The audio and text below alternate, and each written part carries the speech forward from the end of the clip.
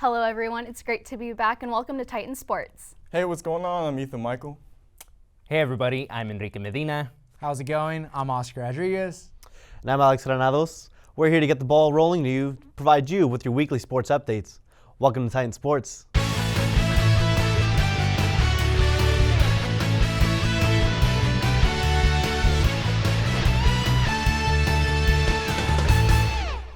Baseball is back, but with new rules in place for players that are having a hard time adjusting to.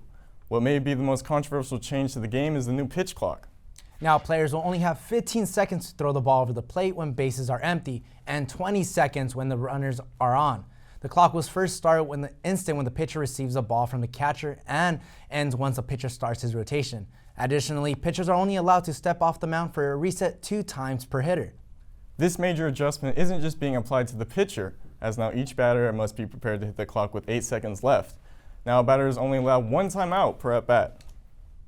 Another change this season is the addition of larger bases and a ban of defensive shifts, which has brought more action to the game, allowing a good amount of hitters to get on base. When the pitcher violates the new clock, a ball will be added, and when the violation is applied to the hitter, a strike will be added. The MLB felt it was necessary to add these new rules following 3 seasons from 2019 to 2021, which held the longest average time. Last year's season still landed in the top 4. With an increase in short-form content, the average consumer's attention span is decreasing, and baseball is fighting an uphill battle as they attempt to stay relevant and entertaining to their audience. The league is already finding a difference in game time as averages have gone down to 30 minutes. Now moving on, World Athletics recently implemented new rules regulating transgender women athletes, ultimately banning some from competing in female track and field events. World Athletics President Sebastian Coe has announced regulations which ban male to female transgender athletes who have gone through male puberty from participating in any female world ranking competitions. Coe said, quote, "We will be guided in this by the science around physical performance and male advantage, which will inevitably develop over the coming years. As more evidence becomes available, we will review our position, but we believe the integrity of the female category in athletics as paramount," end quote. LGBTQ plus groups have heavily criticized this decision and are labeling it as discriminatory. A 2017 report in the journal Sports Medicine found no direct or consistent research on transgender people having a physical advantage over cisgender women in sports. Now in the wrestling world, which we don't get to talk about often, after 40 years of being the majority owner of World Wrestling Entertainment, Vince McMahon is selling majority stake of his company to Endeavor Group Holdings, Inc., the parent company that owns UFC. Both companies will be merged to create a new live sports and entertainment juggernaut. The new name of this new empire is yet to be determined. The new company will hold a 51% stake, while current shareholders will hold 49% stake in WWE. Vince will continue at his current position, while Nick Khan will be the president of WWE. Well, Ari Emanuel will serve as the CEO of the both new live sports and entertainment company. Vince stated, quote, "Together we'll be an over $21 billion live and sports entertainment powerhouse with a collective fan base of more than 1 billion people, an exciting growth of opportunity," end quote. A major reason why this partnership came into fruition is the rise of UFC's media rights and sponsorships from other companies. The latest term of WWE's media rights was up this year, and both companies saw a future where this acquisition could help build each brand even further. Fighters like Ronda Rousey and Brock Lesnar have already performed for both companies in what appeared to be a seamless transition. Over the last few years, there has been much speculation revolving around McMahon and what he will decide to do with his famous enterprise. There has been recent rumors of Disney, Comcast, and Amazon all being potential buyers. WWE was by no means a dying company, as it brought in 16 billion views online in the last quarter of 2022. Within a month of January, it brought in 7.5 billion views. For now, McMahon will stay executive chairman of WWE, side of the new unarmed powerhouse that has been created. Now moving on to college sports, a familiar blue blood cut down the nets in the men's NCAA championship as UConn cruised past San Diego State to claim their 5th national championship. The Huskies were dominant throughout the whole tournament, winning every game by over 10 points, which hasn't been done since Villanova in 2018. They won the 6 games by an average of 20 points. The Aztecs came into the game off of an emotional high after winning their Final Four matchup against FAU with a buzzer beater. But the Huskies were just too much for San Diego State early on in the game as they went 11 minutes without a field goal and shot just 29% in the first half. Adama Sanogo and Donovan Klinging were a power duo on the paint against the Aztecs, with Sanogo gaining a double-double of 17 points and 10 rebounds. The Aztecs did cut the lead eventually to 5 late in the second half, but Huskies quickly responded, securing the lead for good. Although he isn't as flashy as Kemba Walker or Shabazz Napier, Husky fans will remember this as the Sanogo year. In January 2020, Huskies head coach Dan Hurley warned the country, stating, quote, "People better get us now. That's all. They better get us now because it's coming," end quote. Hurley didn't lie, and now UConn's got 5 on it. Now on to the women's championship game, where one legend continues and a new contender emerges. The recent NCAA Women's Championship game had it all, from a Hall of Fame head coach to a likely #1 overall pick and new blood. In her second season as head coach, Kim Mulkey guided her alma mater, LSU, to its first basketball championship in the program's history, after defeating Iowa 102-85. The Tigers' 102 points goes down in history as the most points ever scored in a Division I women's title game. Although Tiger star Angel Reese struggled with fouls in the first half, senior Jasmine Carson stepped up, scoring 21 first-half points. After trailing by nearly 21 early in the third quarter, Iowa hit 4 three-pointers while going on a 15-2 run to cut the deficit to 8. But with 1 minute left in the quarter, Caitlin Clark and forward Monica Sonano both picked up their 4 fouls. Along with the Hawkeyes' foul trouble, Tigers player Alexis Morris had 19 second-half points, propelling her team to victory. This is Mulkey's 4th national championship, which adds to her title as one of the best basketball coaches ever. Angel Reese was named the tournament's most outstanding player and notched her 34th double-double, which is an NCAA record.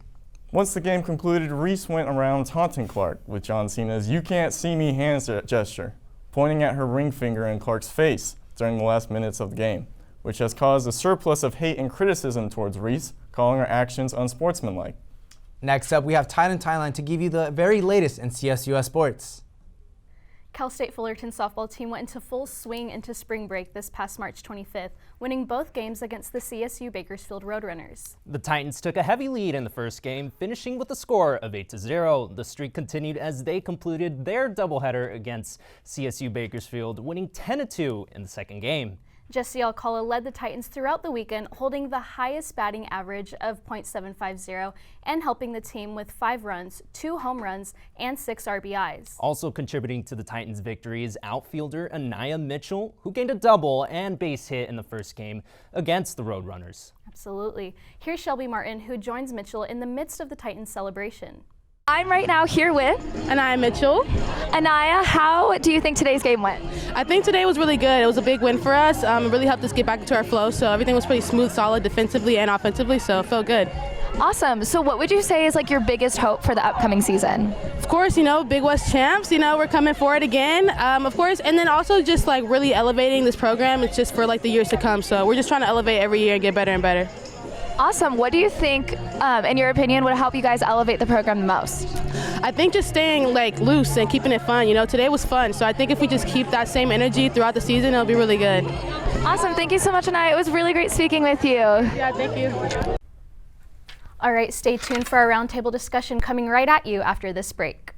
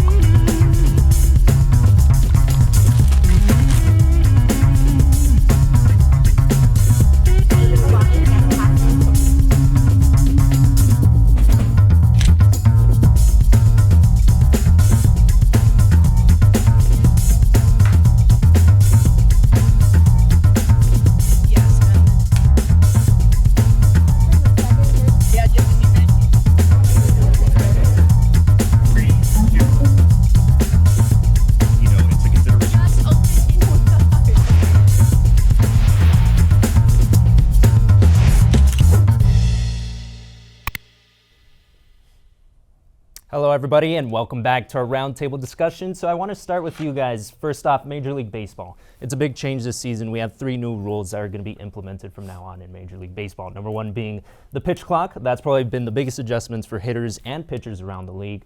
Number 2, the bigger bases, which supposedly is supposed to help with making steals easier and all that stuff. And then number 3, the other change, that being off the top of my head, oh my gosh, I'm like, now, there we go, the shifts, yes. It's going to be a big help for guys like Joey Gallo and other feared power hitters. So what are your guys' thoughts on the rule changes? I mean, for me, I kind of like the defensive shifts rule. I mean, it does suck for the hitters, like especially the left-handed batters, but I like it. It's not bad. Hopefully, it does give you a little, how they were saying, a little bit more runners on base and keeps the game more exciting. But yeah, more action. I mean, last 5 seasons, it's never good to have the longest average games, last 5 seasons. And, a big thing about baseball, I feel like, is their lack of appeal to the younger audience. I think that they've sort of done a bad job of trying to stay relevant. And I think that's how you do it, with more personality as well. Another big black eye of baseball is when they try to take away the personality. Because that's what resonates to kids, is the personality and the flair and the action. So, I think that's what they can do. I like the changes. It's already 30 minutes less, I feel like, and everybody I talk to is having more fun with it. So I think it's good for baseball and just more action, like I said. I have a question for you. Obviously, we've been talking about it. We've seen the statistics already, on average about 30 minutes or maybe even more less game time, right? What do you say to those people, at least to the older school fans who like it a certain way? They like the ability of you being able to call time whenever it's needed and things of that nature.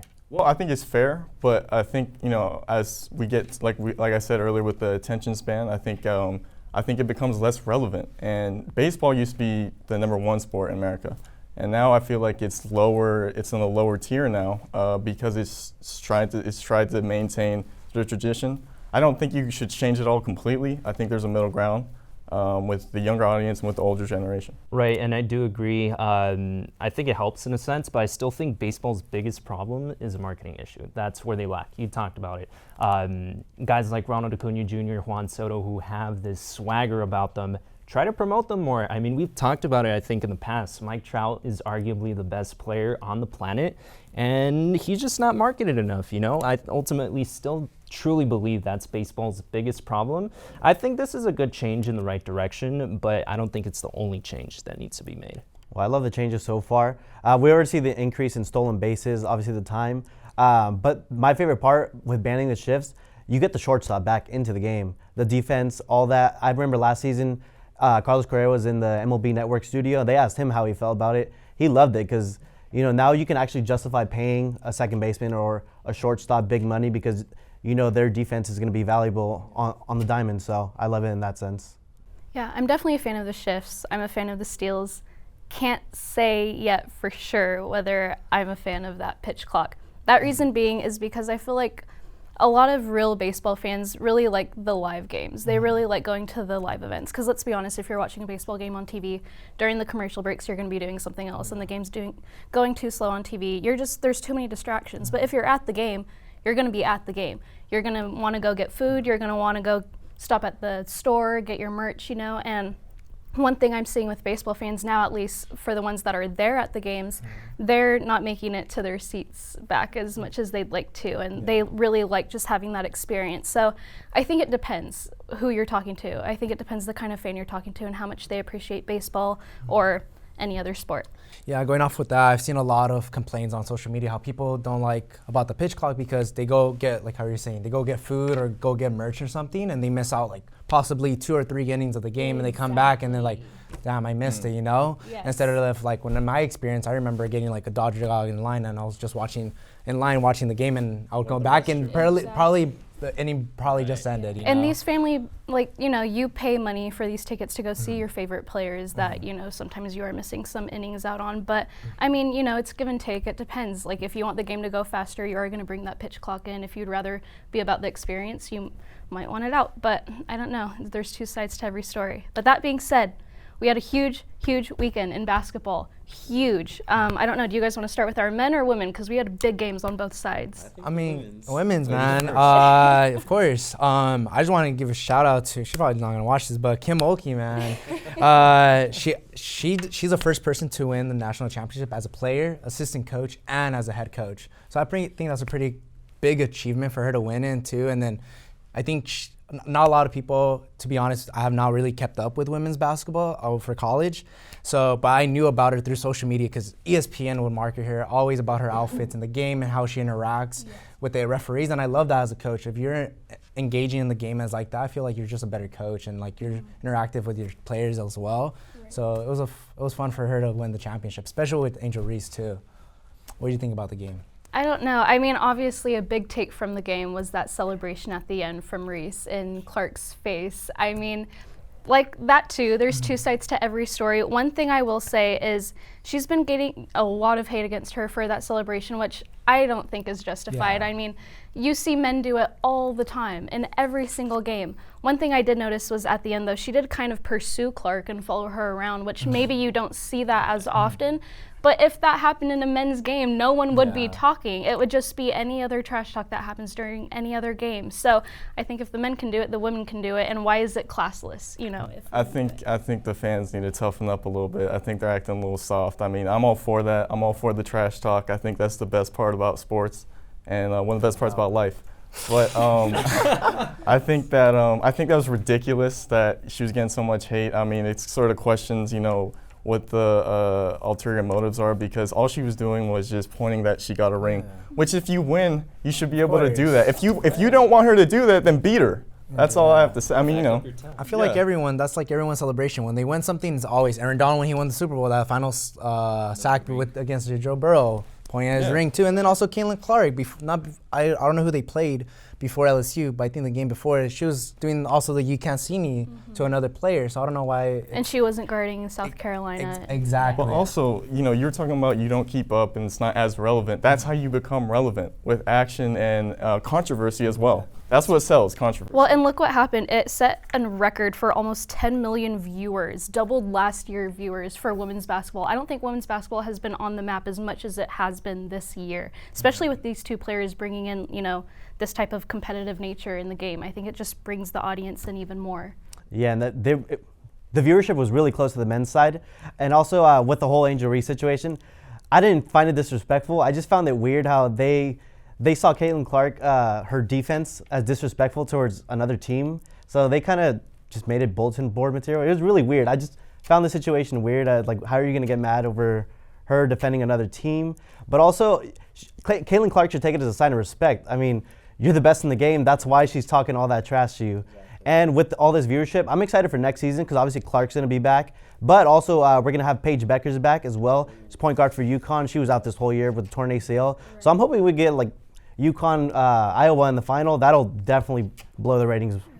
No, Mulkey definitely led her team, and we mentioned in the story she had some new recruits, some new faces, especially with Reese, as well as Flauget, as well as Carson, who came off the bench with 21 points and all those 3-pointers. In her past 3 games before that, she had no points. So all 3 girls just, I think, really put LSU on the map this season. But let's switch over to the men's side now, because we had a big game there too. I mean, I had UConn. You probably don't believe me, but I had UConn winning the game.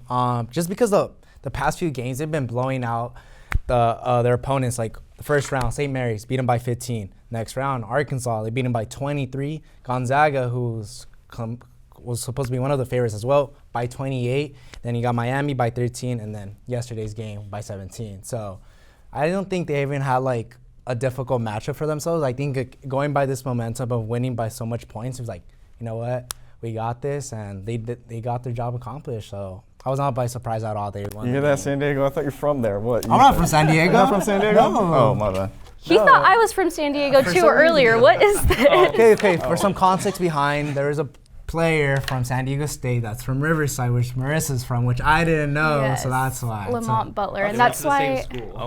That's why San Diego State, though, as you said, came off of such a high, though, in that Final Four game. I think UConn going into the game, a lot of people had them as the favorite. They had a dominant performance, like you said, throughout the whole tournament. But SDSU had that major moment when he hit that buzzer beater, and like I mentioned, he did go to my high school, and he broke.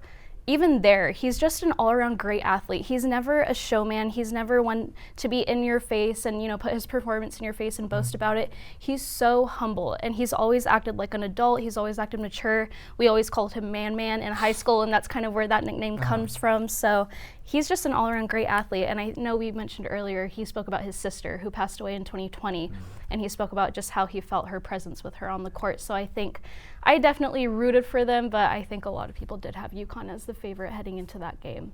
Yeah, definitely we're the favorite, rightly so. Best team in the tournament. Right away in the first half, you can see the style did not match for San Diego State. The Huskies kept pushing the pace, whereas the Aztecs were a half-court team. And Husky size, too much to handle. Sanogo, obviously. And it kind of shows in college basketball. When you have upperclassmen and size, you can win very easily in college basketball with all the freshmen, which is what separates the men's and the women's. Women's tend to stay, just due to eligibility constraints, 3 to 4 years. So you get to see them every year, whereas the men, they're here for a cup of coffee and off to the draft, which is what the men's game actually used to be. They used to stay for 3-4 years. So do you imagine like a LeBron in college for 3 to 4 years? It'd be ridiculous. No, that would be unfair. Yeah, but shout out to San Diego State, you know, coming out from the Mountain West. No one ever thought they would have gone to the championship game. And like there's rumors too that they should move out the Mountain West and even possibly go to the Pac-12, especially since USC and UCLA are moving. Man, so I hope they go to a new division, a new conference where they can actually get some competition going, because they're definitely a Division I school that deserves a little bit more competitive. And yeah, hopefully they just go to a Pac-12. Did you actually see, it was so funny, Kawhi Leonard, who went to SDSU and, you know, led them in their March Madness tournament. Did you see his reaction when they told him, like, they wanted his reaction of his alumni and what's happening there? No, he didn't. didn't even have a reaction, of course, like in Kawhi's nature. He was just like, oh, that's cool. I don't really watch college basketball. No, and his college guys, made it to like the championship game. So I know Kemba Walker went. Kemba Walker went to the game. Yeah, he was there with Ray Allen, Okafor, a couple other UConn legends, but I didn't see the Kawhi Leonard. Oh yeah, it was hilarious. Definitely, though, keep an eye out for Lamont Butler, because I think he's gonna be putting on some big scores, some big points. Definitely gonna be making a name for himself. All right, Titans, that is all the time we have for you today. Thank you for tuning in to another episode. I'm Oscar Rodriguez. Thank you very much for tuning in. I'm Enrique Medina. See you again. I'm Alex Granados. Have a great week, everyone. I'm Ethan Michael. And I'm Marisa Flores. Thank you guys for watching. Go ahead and give us a follow on Instagram and Twitter if you haven't already, at CSUF Titan Sports, to keep you updated on all things sports. We'll see you guys next time.